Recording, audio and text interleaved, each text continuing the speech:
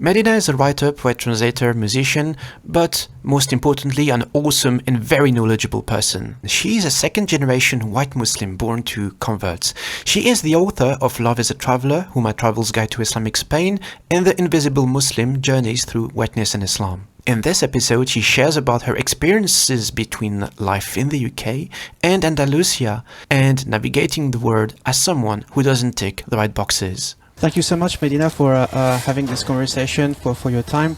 I'm sorry about the microphone I'm using. I forgot my second microphone at home. In the frame of this conversation, I just wanted to explore a few questions about life as someone in the UK, in Spain. How does it compare? So I was born here, lived here for the first year or so of my life, and then went to the UK. It sort of feels very damp in comparison, you know, and drizzly and literally very cold as well. My mum says that they wouldn't let her on the bus with me in a pushchair. For how long have you stayed in the UK after moving from Spain? So from 1 till I finished university. I lived for a year abroad during university, but then I was 2005, so from like 83 to 2005. I can't do maths, so that's I was like 20. More than 20 years. Yeah. More than 20 and then years. I've been in Spain now for about 17, so I think when I finished my degree from London, I tried to go down the postgrad route. I was like applying to jobs and things like that, but my heart wasn't in it. I felt very empty. I felt very kind of burnt out, and I think there's various reasons for that. One of them is just climatic. Like England it's a very, you know, chilly, wet place to be compared to the south of Spain. I was like, I just need some sun, just give me some vitamin D. On top of that, like being at university for 4 years, you know, even though I'd really deliberately tried to pick the topic that would take me as far as possible away from a Eurocentric perspective, like to do African studies, it was like the sort of antipodes of like intellectual, you know, thought in my mind at the time. Actually, what led you to make this choice? I wanted to learn about the world through the perspective of Africa, and that's really how it was taught. It's like we were learning about Aristotle, comparing it to, you know, African traditional narrative forms, you know, whether it might not be solipsistic, it might not be a story arc, it might be circular, it might be cyclical. And even the settings of you know, I just wanted to get completely and utterly away from the Eurocentric, modern, you know, Western viewpoint, and just to see as far as I could go, to stretch in myself, to see if I could, if that felt righter to me. Because I think intuitively, growing up as a Muslim, I was kind of like, something is not adding up here, something is not fitting together. And I often say, you know, to be a Muslim living in the West, you have a double education. And the West is not just Europe or America, it's everywhere, right? It's a cultural sphere, you could say. So you have a double education. You have all the things that you're taught from ancient Greece, the sort of Hellenized, you know, intellectual realm, which is heavily impacted by Christianity, Hellenized Christianity again, Western Christianity. Although people they assume that there's no perspective there. They assume that that is a universalist perspective. It's very Cartesian.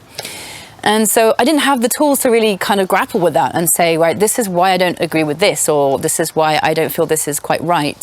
So I was like, okay, I'm just going to try and jump in and just try and see the world through a completely different lens. Of course, I can't escape my lens. It's still there. And so it sort of took a long time to kind of get to accepting that and seeing what I can do with it as well. Because like, it's not that you have to shed your lens, because that's impossible. You can't completely get away from it. You can widen it. You can widen that lens and you can acknowledge it. And from there, you can sort of do something more useful, I think. And then after that year abroad, coming back to London, I lived in various places. I was actually technically homeless for nearly a year. I was living in a squat. And I was just always aware of like, I'm kind of too nomadic for this city. This is the kind of place where you get into that sort of job, contract, you have your house, you have your life, you do your commute, and it's all very regular and orderly. And I was always like, I'm not going to be able to fit into that 9 to 5 kind of life. I'm either going to need to live like a kind of artist's life or a writer's life. Really, I always wanted to be a writer.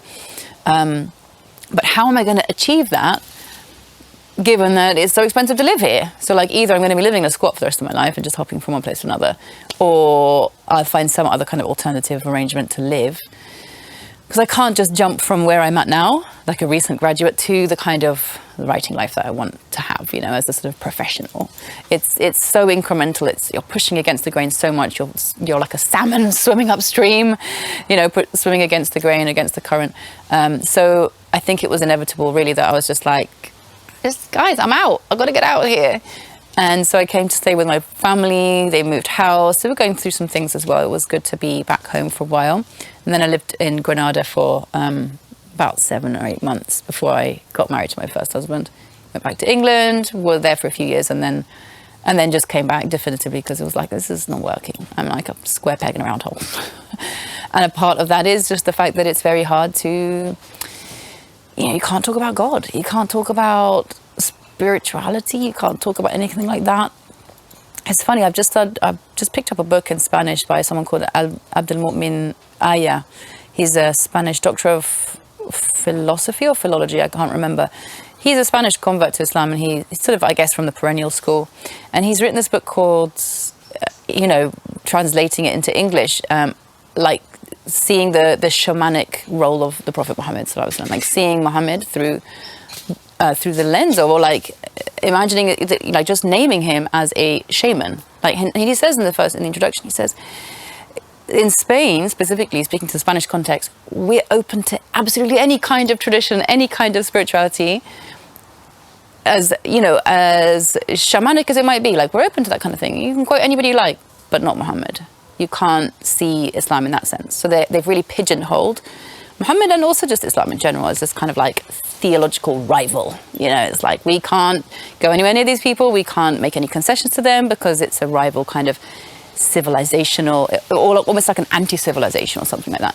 But quite rightly, and this is also very much in line with my sort of field of research, or my line of thinking, is, you know, Muhammad, alayhi salatu wasalam, he saw everything as sentient. He heard trees talking and mountains and pebbles, and he communicated with them and had conversations with them. And like, these are the kinds of things that we tend to marginalize and cover up and obfuscate, you know, just within mainstream Muslim discourse. We don't really want to talk about that. We don't want to think, because it seems to us through the Eurocentric lens, oh, that makes us, you know, backward and provincial and things like this. And I actually think the problem with that is the Eurocentric lens. It's not those narrations. It's not that viewpoint, that cosmology that is really inherent to Islam. You just have to scratch a tiny bit of the surface and you get there. It's all there in the Quran. You know, Allah subhanahu wa ta'ala says everything in the world everything, the heavens and the earth is glorifying its creator, but you don't understand its glorification. So from that basis, how have we ended up entangling ourselves or becoming so ensnared in this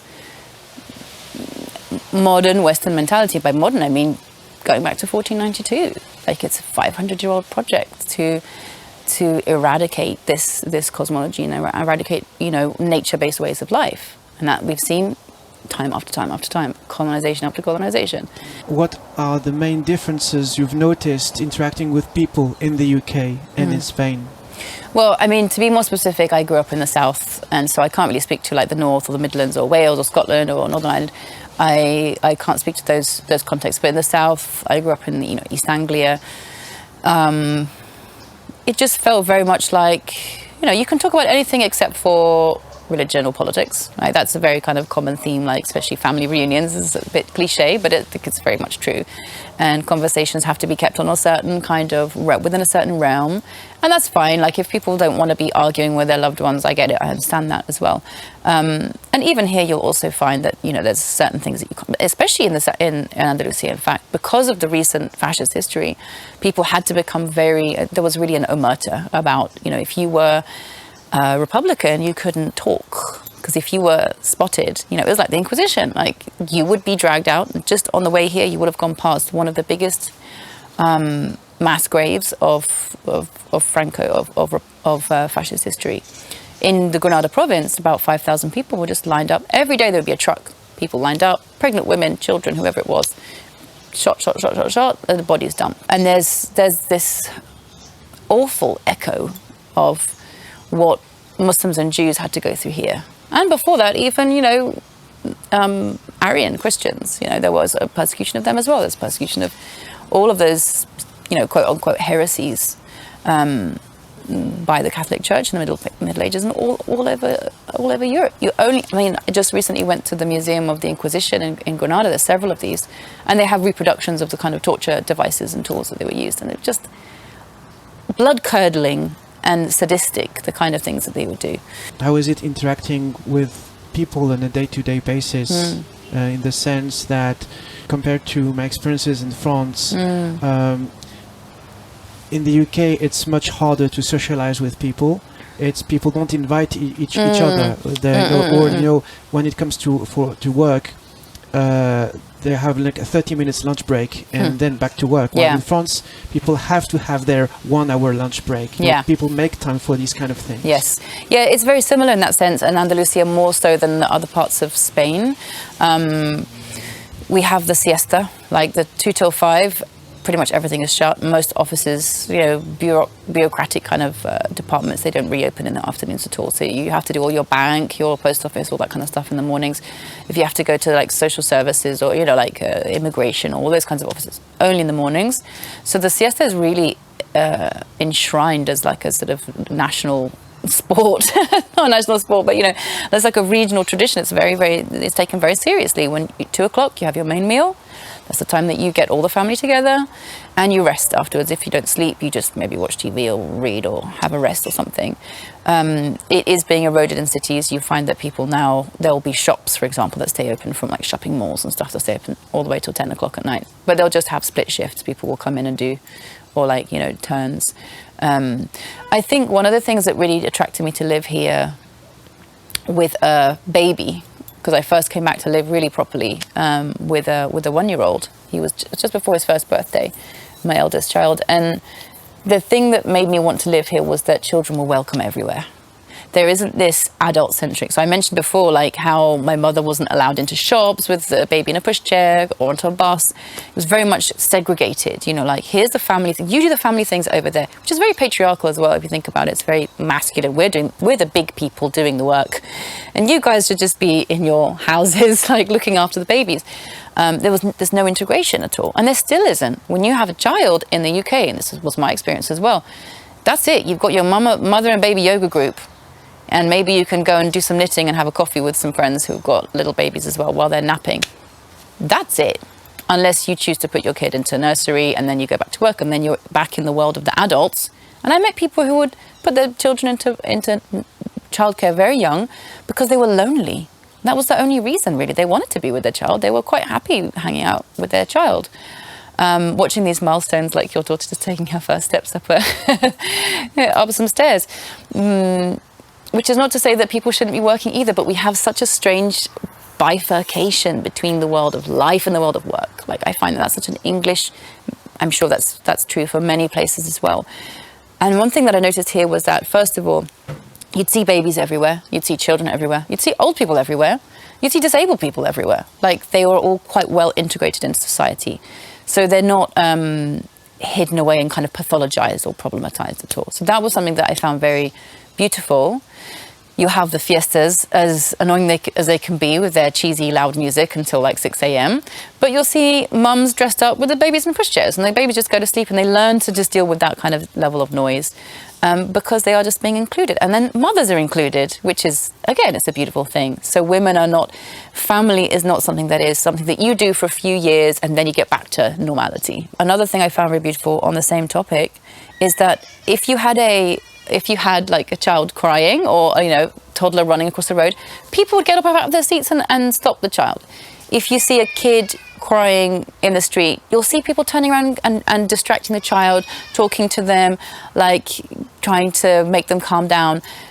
There's such a sort of horror almost of babies and children I found, and especially that context from the UK where I was growing up. Again, it was just like, bring that child in here, it's going to make a noise. And you notice this in mosques now. This is something that I think is really important to make a point of. Because I'm not to name and shame and point fingers at specific mosques, but if you notice, there are places that now have a plaque that says, no children under 7 allowed in this mosque. And that was also something that you do find mosques here that also don't allow children under 7. But the particular mosque near where I live, you'll always see babies walking around there. You'll see children sitting on their being held by their parents while they pray. And that's, again, something that, they say, and I think this may be a saying that they use among the Naqshbandis, or maybe it's a Cypriot saying, I'm not sure, or a Turkish saying, actually. I think it's a Turkish saying that if you don't see children in the mosque, then that's it. Your community is basically finished, because those children are not being welcomed. If your child is not, you're not feeling welcome as a 5-year-old, you might not feel welcome as a 15-year-old. In fact, you probably won't. And then maybe as a 25-year-old, you'd be like, this place is irrelevant. I don't belong here. I was also wondering about any differences you've seen between being Muslim in the UK and being Muslim here in Andalusia. Oh yeah, I've definitely thought a lot about that. One thing I noticed is that Spanish Muslims seem to have a much better time at claiming their identity, which is good and bad. It has its pros and its cons. Like, on the one hand, they can say, this is who we really are. This is who our ancestors are. And some of them have surnames that they can trace back to Arabic. Some of them, I've even heard of people in South America. I met someone recently from Chile, and when she became Muslim, she realized that her grandmother, her maternal grandmother, had been every morning she had to get up, she had to wash her hands and face and feet to be able to come to the table. And every time she came to eat, she had to wash her hands and face and feet.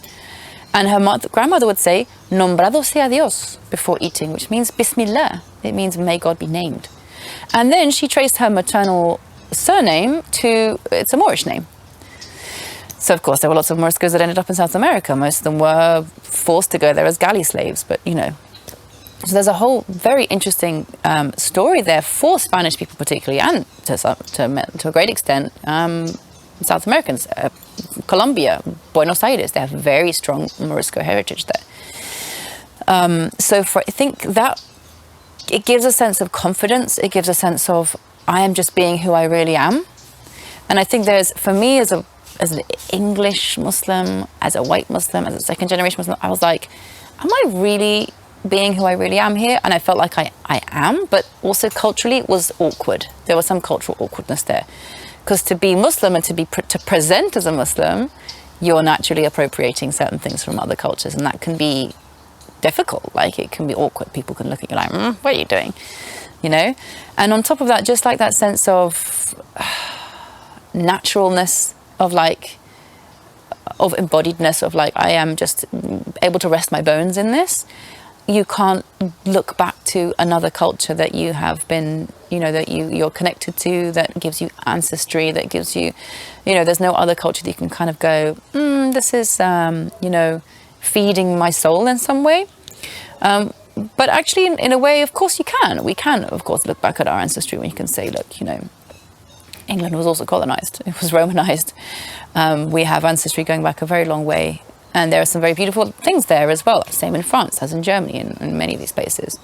I wouldn't say that, like, just being from a specific country that automatically makes you, you're not a real Muslim. And likewise, there's a problem in, thinking that you need to hark back to, like, to sort of envy people who have those backgrounds to hark back to, because they were forcibly displaced from those places as well. And there's a lot of pain in that. So I think ultimately you kind of have to find a way to just be comfortable in who you are, wherever you are. And here, I'm always going to be a giri. I'm always going to be a foreigner. And I think in a way that has been quite liberating, because it's like, I'm not obliged to live by any cultural kind of expectations or rules. Obviously, there are social norms that everybody kind of just accepts tacitly, but it's also quite freeing to be able to just say, well, I kind of belong nowhere, and so therefore I can kind of belong anywhere. Despite your background that doesn't tick any particular boxes, do people judge you for that? I have not found I've had real problems with people. I mean, like, I think they still see me as an English person, even though, like, I speak Spanish very well and I can also move in those Spanish sort of circles. I'm very much a kind of a go-between, actually, because there are many English people who don't speak Spanish very well. So maybe I'm the person that people will talk to and say, hey, can you go talk to that person, this and that. I mean, I haven't had much of a confrontation from people, like, why are you doing it this way? And I do break the mold. I don't have a mold. There wasn't a mold for me, so I can kind of, I benefit from that, and there's a privilege involved in that as well. I like to just be a free thinker. I like to be able to just choose, I'm going to exist in this space right now, and then I'm going to go and exist in that space, and I'm not going to be bound into one circle or one group. And I resist very much the expectation to be bound into one group. And I think people will just know that about me now. So it's just like, well, nobody's trying to pin me down, I suppose. Good luck if they tried. And talking about these experiences, so I think it makes us land very conveniently on the book you wrote, The Invisible Muslim. Can you just summarize very quickly what it was about and what's the intention behind the book? Well, the subtitle for it is Journeys Through Whiteness and Islam. And that was a subtitle that we came to at the very, very end, my editor and I, because I think of it as a travelogue memoir. So it straddles both of those categories. Because it was suggested to me to write a book about my experiences being a second generation white Muslim, British, American. And honestly, I cringed very, very hard at that idea. But as I kind of sat with it for longer, I realized the fact that I am cringing about this is a reflection of my embodied white supremacy, because I don't want to talk about my whiteness. Why? Because I've been taught that whiteness isn't a thing, that it's not a race, that you have this universal you have this universal understanding of the world, which is utterly abhorrent. You know, the more you think about that, the more you think that is pure idolatry. It's appropriating the role of God, which is what secularism did. So I realized that this would be a very important process for me to go through to do that. But I sort of dithered about it for such a long time, because I was like, how do I even approach this? Do I just say, I was born in this year, and then just kind of go through like an autobiography? I thought that was a bit boring, to be honest, and didn't really offer much scope in terms of style or literary.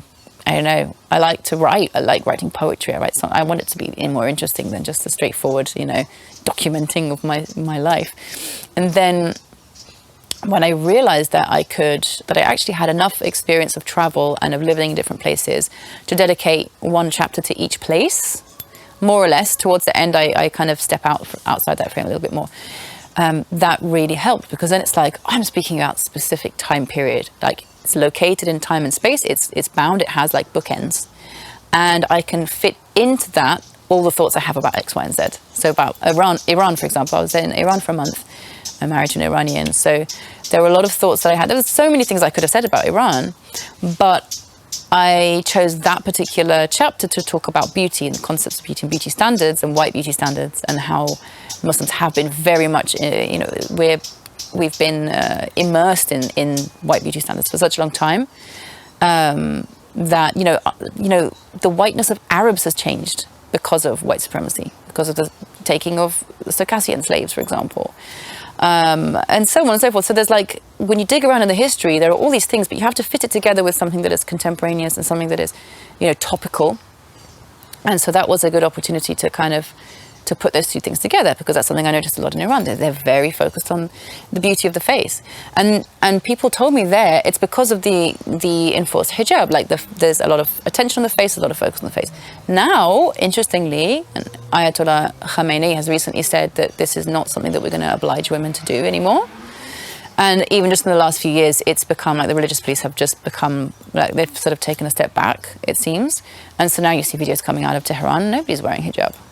Like almost nobody's wearing hijab anymore. So it'd be interesting to see how that evolves over time, but especially rhinoplasty. Like for me to be a white woman with a little tiny nose that for me is almost a little bit too small, like to be in this place where, and the color of my hair, people are dyeing their hair to have my hair color. You don't see people with blonde hair dyeing their hair black. So like even things like this, even without, radically changing your looks with cosmetic surgery, there's still a kind of a fetishization of whiteness. There's a fetishization of the European looks, a fetishization of blondness.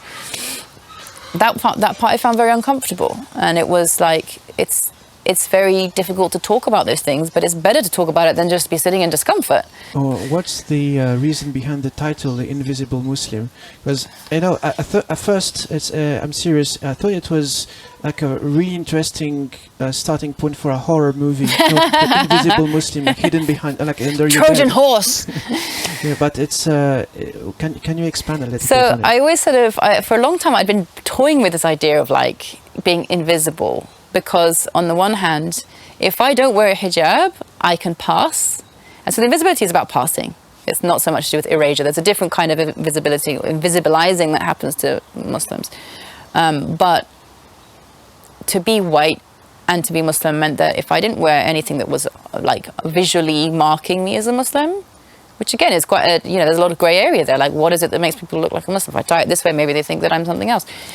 But I could pass as being non-Muslim. And so that gave me access to places, and it gave me a free pass in some ways, But it also put me in certain kind of complex moral territory, because I'm like, okay, am I trying to hide my Muslimness? Well, I'm very open about it. I'll talk about it, with anybody who, and the conversation always comes up because my name is Arabic. People are like, oh, are you Arab? No, I'm not Arab actually, but I'm Muslim. Oh, are you sure you're not Arab? That kind of question. So, of course, there's a lot of assumptions there about Muslimness and Arabness and all of these kind of stereotypes that need to be debunked. But what I found was that then, ironically, for me to put on a hijab made me more visible as a Muslim, and like to cover a part of your body to become less invisible. That felt so strange. It still feels quite peculiar, and I have a kind of complex relationship with hijab, really. And like my ideas that I wrote about in that chapter, I've kind of developed even since then. But still, I don't have a very kind of black and white position on it, because I feel like if I wear a hijab and then suddenly people staring at me more, and I'm like, well, I don't really want people to be staring at me more. So what other behaviors can I classify as hijab? Like, are there ways that I can, maybe I'm just not wearing much makeup, or maybe I'm just wearing very plain colors and not shouty, bright things, or maybe I'm not wearing much jewelry, or I don't know. There's certain other ways or behaviors that I could do that kind of, in that context, act as a hijab for me. And I've even heard of women who said that when they were wearing hijab, they got so much attention from Muslim men. White women, I'm talking about Swedish, blonde women, converts, that they got so much attention from Muslim men while wearing hijab. They felt deeply uncomfortable about it. And they took the hijab off and put dreadlocks on, and they said, they got dreadlocks, and they said, this is a better hijab for me, because it actually protected them from that attention. So there is a very complex thing there around visibility and invisibility. And of course, the Eurocentric dialectic around visibility as well of women. It's you can't cover women up, you can't put them away into this background. They need to be visible in visible spaces. And in many ways, okay, I agree, I see where they're coming from. When you invisibilize a population against their will, then they don't have they don't have a choice, they don't have a voice in things that really matter, in law and things like this. So yes, it's important to have women in the court system, in politics, and so on and so forth. But what if people don't want to be on show? What if people don't want to be performing? What if people want to be somewhere private? And then to force them into those positions is actually kind of invasive. It's quite exposing. So on the other hand, in Europe, what hijab means is it's quite a radical position to take. It says no law, no state, no man, no soldier, no police is going to force me to undress in public. You don't have a say in how much of my body I'm showing. And so that's actually a very radical position to take, and I think that's a really very powerful, as part of the power of hijab, and that's why it gets so demonized. That's why there's so many laws that are coming after women for hijab. But if you think about it, this is what they did in medieval witch hunts. They would strip people naked and carve them up alive, as part of a spectacle of we're going to make a spectacle of you, we're going to make an example of you. Do not disobey. Do not, break the conformity of what we are saying you have to be doing. And so against that backdrop, it's a position of, no, I'm recuperating my bodily autonomy by saying, no, you can't do that to me. So there's a lot to say about hijab, but I wanted to step away from not only speaking about hijab, because Muslim women are also really just exhausted about going on and on about hijab and that being the only thing that we have to talk about. And I wanted to talk more about different aspects of invisibility as well, and of passing particularly, and where those things can be beneficial and where those things can be problematic. Our friend Nicholas, you mentioned that one of the things you really liked about Andalusia is that because you have such a strong systemic opposition to Islam, Muslims from all kinds of cultures and religious backgrounds come together when it comes, for example, Mawlid, where he told me something I didn't believe in the first place, where of course you have like people from the Sufi tradition, but also people who are like Salafi, who bring their kids to Mawlid and attend the concerts, and which would be like shocking for someone from the UK. So is it true that it's happening? But it is something that is very culturally accepted here. It is definitely, especially music. I've noticed that is something that is, you don't really get many people here who say, astaghfirullah, brother, you can't listen to music. I don't know if I've ever heard that coming from a Spanish Muslim. So it's quite an alien concept to like ban music. And again, that might be something to do with Andalusian history, because like, for example, the guitar, it was invented here, it emerged from Andalusi music. Even the sonnet can be traced back to the muwashah, which was developed in, so the poetic tradition, the music tradition, it was a very important part of the Andalusian history, the Sephardic musical tradition as well. And these are things that, those people who went into exile preserved that musical style.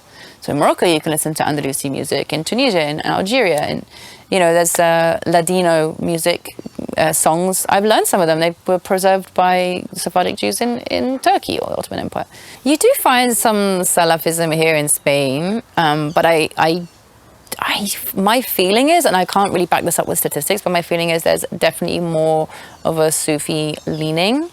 Or if not Sufi, then cultural manifestations like Mawlid, for example. I mean, the Mawlid was celebrated in the Alhambra, in the Meshwar, the first entrance of the first of the Nasrid palaces.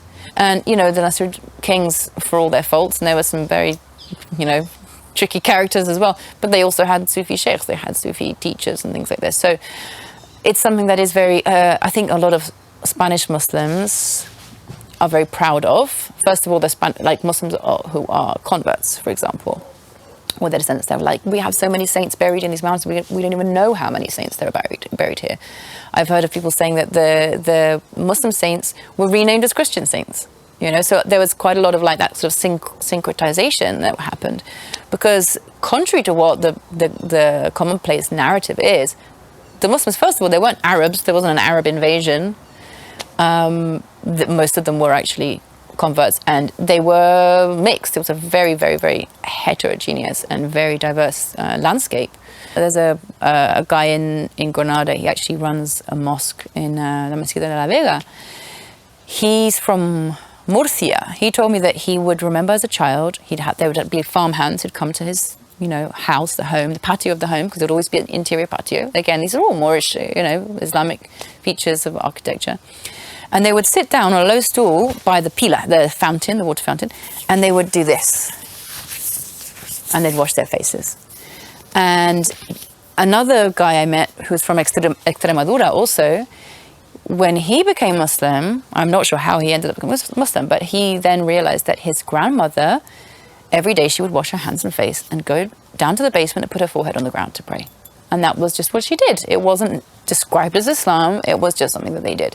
There are many, many examples like this. And that's within living memory. So that was 500 years after those persecutions really began.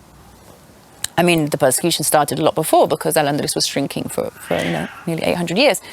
But that's quite extraordinary to think about it, And so there's so many things in food, for example. I mean, I look a lot at agriculture, at ecology. I like to think of it really as a spiritual ecology, because, as I mentioned before, the Islamic mindset or the worldview recognizes everything as sacred. It's part of creation. It's there to teach us about things. We can recognize qualities of the divine in things. That's not to say that God is in this or in that, in a very literal way, but this is the alam is the way that you get ilm. And, to ulama, scholars, like where they're getting their ilm from, it's from the alam. It's from this place of markings, of ayat. These are all signs of Allah. So this is the prior text that we have to learn about and understand that this is how they approached the world, this is how they saw the world. And from that, they developed, there were many problematic things about Al-Andalus, and I don't want to paint an overly rosy picture of it either. But it was a phenomenally successful, you could say it was a successful kind of societal or civilizational project for a very long time. It's the longest period or era in Spanish history by a long way, like much more than the Roman period, much more than the Visigothic period, much more than the modern period. And it's very much downplayed. You know, in Spanish history now in schools, it'll just be like, oh yeah, they came and they built some castles, like, and then the Arab domination ended. We recuperated our land. It's complete nonsense. They didn't use the word reconquista at the time. It was a conquest, because logically a reconquista would mean that the people who ruled before got power back again. But the Visigoths were nowhere to be seen. They'd gone by that time, because they'd all converted to Islam. And again, I think that kind of speaks to the rooting, right? The rooting of a faith or of a way of life or of a worldview, however you want. I kind of want to avoid using the word religion even, because I just realized recently that the word religion is quite antithetical to Islam, actually, because religion is religiare, which is to reconnect, as if you've been separated. It's like you've been separated from God, and this institution or this thing, this doctrine is going to reconnect you to God. But actually in Islam, I mean, is that the case? I've never seen anything like that in Islam, really. Because I mean, if God is closer to you than your jugular vein, were you really disconnected? Like, there's an illusion of separation, there's an illusion of disconnection. And that's something that, you know, is part of our project and our job, our work, to sort of undo that illusion. And have you observed any what we call sectarian divisions, you know, like people being like super anti-Shia or anti-Sufi? Yeah, that is something that I have noticed. And not so much anti-Sufi quite so much. I think maybe because it's just like strength in numbers. When you've got a lot of different people of a particular group, it's you know, they're not going to face such sort of virulent opposition. But there's definitely, you know, quite bigoted views on Shias here. And also even between tariqas, that's something I found was very sad. You might find that one tariqa will just be like, well, but we're the ones who really know. Or even, you know, like, we're the ones who are really like the inheritors of Islam, like we're the ones who really know Islam. And this is why this whole thing of, you know, Spanish Muslims having that confidence in their Islam can sometimes be problematic. Sometimes they can actually display what here you would describe as morophobia. It's like morephobia, like specifically towards like Muslims having prejudices against Moroccans, because Moroccans in Spain are like Mexicans in America. They're like the biggest, you know, closest immigrant demographic, and so like every social problem is attributed to them. And so like you could be a white Spanish Muslim and still have, like white Muslims in England have prejudice against Pakistanis. You know, you can find that everywhere, and it's infuriating. It's really infuriating. But that is one of the problematics that I try and grapple with in my everyday life. Like, it's not like I'm kind of doing any kind of placard activism or anything like that. But I think once you see it, you can't unsee it. It's like the anti-racist glasses. Once they're on, you don't go back. You don't suddenly turn around and being like, yay, fascism, or like, yay, sectarianism. Like, I think the trend is always going to be the more knowledge that you have, the more nuance that you can see, and the more likely you are to accept somebody who's different from yourself, because you can see some kind of commonality between you. But yeah, there is provincialism for sure, definitely. And that is something quite frustrating. Part of that, again, it's like, if you're very confident in who you are as a Spanish Muslim, you might not really feel too fussed about learning Arabic or traveling and spending lots of time in other places. Not that you have to learn Arabic, but like other languages spoken by, you know, important languages spoken by Muslims. There might not be very much dialogue going on there, you know? Again, you don't even have to travel. You don't have, that might be like a privileged thing for some people, fine, fair enough. But there are people from different countries like you living in your town, and if they don't feel welcome in your spaces, they're going to end up, you know, forming little ghettos. So you have like a mosque where it's majority Senegalese people who go there, a mosque where it's majority, you know, North African or Moroccan or Mauritanian, and then you'll have one that's like, you know, the majority of the people, not even the majority, but like the majority of white Muslims will go to that one. It drives me insane. It really drives me batty. It's like, come on, guys, we can mix this up, you know? Like, you're from the same religion.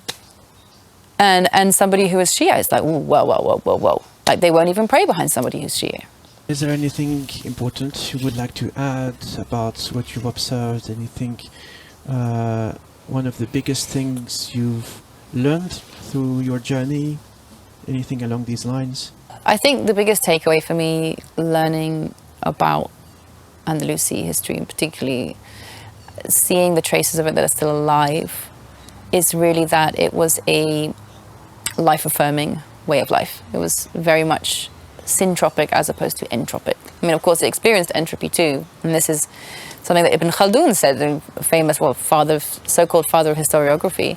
He said that, every 4 generations, powerful become decadent. The powerful elites become decadent, and then the strong people who've been forced to live with, very little, will overwhelm them and take power. And it's something that is definitely something to bear in mind in our times. Like tomorrow, America's going to be voting. What's going to happen next? But in terms of, not so much in terms of looking at Islam through the lens of the rulers and like going to the palaces. I understand that Alhambra is a phenomenal place to visit. It's incredible. But bearing in mind the majority of the population were rural. They were farmers. They were subsistence farmers, actually. These were all small holdings. It wasn't the latifundias of the Roman Empire. The Christians of the north they would cultivate, they had a trifecta of wheat, pork, and wine. And that was what they cultivated. There were 3 things that they, really depend upon. And they would look at the Muslims like, what's their obsession with figs? Why do they care so much about trees? And the thing is, the secret that people are coming back to now with regenerative farming, with sustainable farming, organic farming, is trees. It's really all about the trees. Like, trees support so much life in such a circular way, and in a kind of multi-directional way as well, through the roots, through the leaves, through the branches. I like to take the example of the olive tree, which is a very easy parable. It's like an image or a motif.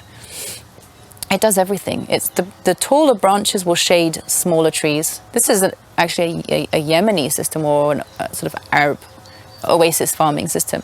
Tall trees will shelter smaller trees, fruit trees. They will shelter bushes. They will shelter ground crops. So you have this system of tiers that everything is supporting something else through giving it shade. And in a very hot, dry, arid environment, you need shade more than anything. It's prized, almost more than water. Because if you expose the soil to the sun, the UV rays will destroy the life that's in the soil. So they understood this. They didn't have the tools that we have today to analyze a teaspoon of compost and say, oh, this has 1 trillion microbacteria and yeast and things like this. But they just understood that you need to make sure that the earth is alive. And they saw it as quite literally alive, because in the Quran it says that the earth will narrate her chronicles. It is actually sentient and it's cognizant. So they saw themselves in the earth. They saw themselves as being integrated into the earth. Yes, we have been put here in position of custodians, or as caretakers, or as vicegerents, however you want to put it. So we have responsibilities towards, we have ethical duties towards the earth, to not waste things, to not poison, to not, to be life affirming. But we also are integral parts of the earth. Like, we're literally built of the earth. Our bodies are made of the earth. So the earth is, in a metaphorical sense, it's like a mother to us. I mean, I don't believe in thinking of, God and earth as father and mother. I know that's very problematic kind of binary, but in the sense of it's been our home, it's been our shelter, it's been this place that nourishes us. And so we have this duty of honoring that and venerating, or being, what's the word I'm looking for? Reverential towards the earth. In the same way that you wouldn't exploit your own mother. You wouldn't exploit this person who's nurtured you and cared for you all this time. So to see to attribute a personhood to the earth, to attribute in a sense, a personhood to trees and to water sources and to all kinds of plants and things like that, let alone animals. But if this is the thing, it's like, if you're going to be treating trees really well, it's very hard to treat animals badly, right?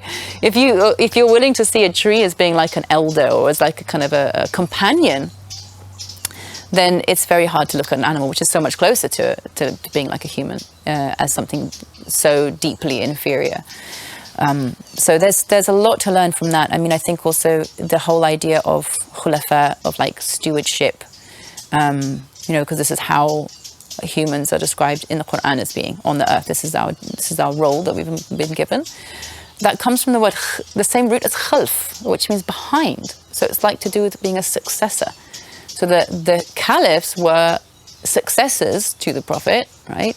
In a literal kind of political leadership kind of sense. But the positionality of that is behind. So rather than this kind of pharaonic, on top of the pyramid, it's not up there above, it's down and behind.